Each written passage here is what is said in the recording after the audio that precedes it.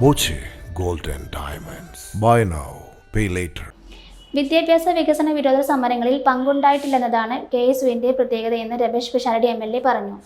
KSU ജന്മദിനാഘോഷം ഉദ്ഘാടനം ചെയ്ത് സംസാരിക്കുകയായിരുന്നു അദ്ദേഹം. കേരളത്തിന്റെ വിദ്യാഭ്യാസ രീതികളെ പിന്നോട്ട് വലിച്ചും പോകുന്ന സ്ഥലങ്ങളിൽ എപ്പോഴും ഏറ്റവും പുതുമയാർന്ന കാലത്തോടൊപ്പം നിന്നിട്ടുള്ളത് KSU തന്നെയാണ്.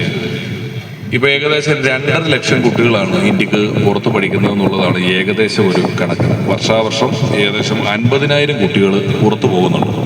50,000 കുട്ടികൾ ഒരു വർഷം പുറത്തു പോകുന്നു എന്ന സാഹചര്യത്തിൽ ഏറ്റവും കുറഞ്ഞത് 25 ലക്ഷം വിമാന ടിക്കറ്റും താമസവും പഠനവും ചെലവും ഉൾപ്പെടെ ഒരു കുട്ടിക്ക് ഫീസാകുമെന്ന സാഹചര്യത്തിൽ 50,000 കുട്ടികളുടെ 25 ലക്ഷം രൂപ ഒരു കൊല്ലം ഈ സംസ്ഥാനത്ത് നിന്ന് പുറത്തേക്ക് പോകുന്നുണ്ടെങ്കിൽ ഏകദേശം 12,500 കോടി രൂപയാണ്.